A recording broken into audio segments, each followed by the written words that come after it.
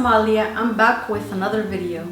This week I want to talk about why you need to join meetups if you're new to either tech or coding. So let's get started.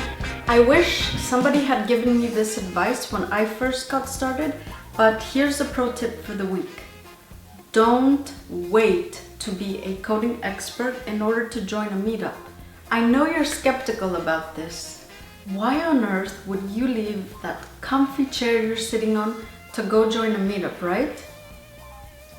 I was really skeptical too, but you know what? Meetups are a really great place to go get help when you're stuck. So for example, let's say that you just finished a great tutorial and you now want to do a project all on your own, right? You get started and then it's inevitable you're gonna get stuck. You know, the kind of stuck where you want to pull out your hair because your program isn't working, or perhaps, you know what, you wrote a great program, everything works, but now what? You're feeling lost because you don't know what project you want to work on next. That's what meetups are really great for. Meetups are also a really good place to find out what you can do with certain languages, what types of jobs. I had no idea what a Python developer did, but this week I met a really nice one and he very enthusiastically told me all about his job and what you could do with Python.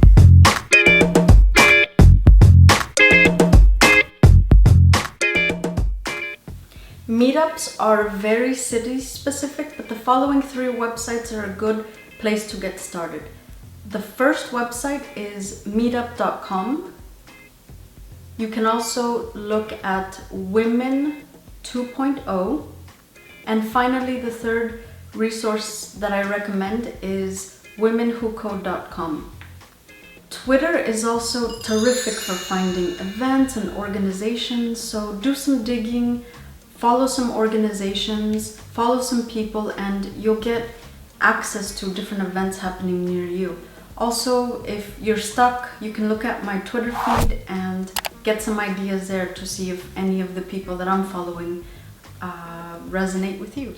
If you don't find a meetup that works for you, create one.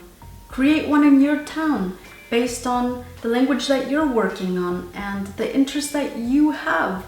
You actually never know who might be in the same situation as you.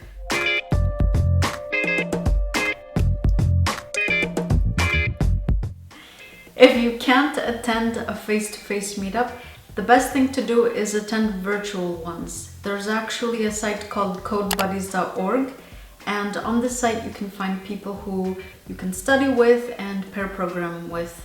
The sooner you start meeting others, the sooner you're going to get more ideas and the sooner you're going to improve.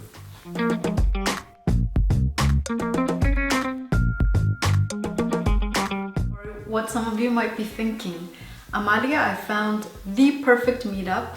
I know when they're going to meet, but I'm way too nervous to go. If this is you, don't worry, a lot of people feel the same way.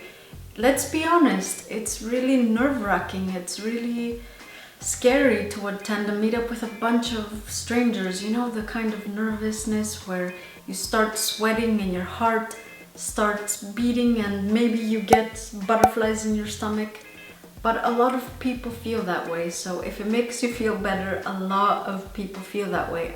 I get terribly nervous, and I've spoken to a lot of other women and beginning coders who also get very nervous when attending meetups. But the only tip that I can give you is that with practice, you'll get better. It's something that you can practice. It's your social courage muscle that you need to stretch. And don't worry about being the worst one there, because you'll be amazed at how open people actually are. There you have it. That was the tip for this week. Thank you for tuning in, and leave your comments down below. I'm really interested in your thoughts. Have you attended some great meetups? Are there any organizations that you recommend? Were you nervous when you first attended a meetup? And if so, how did you get over it? Leave the comments down below. I think it will help a lot of people if you share your thoughts. Also, share this video if you think somebody else could benefit from it. And thanks again. I'll see you next week.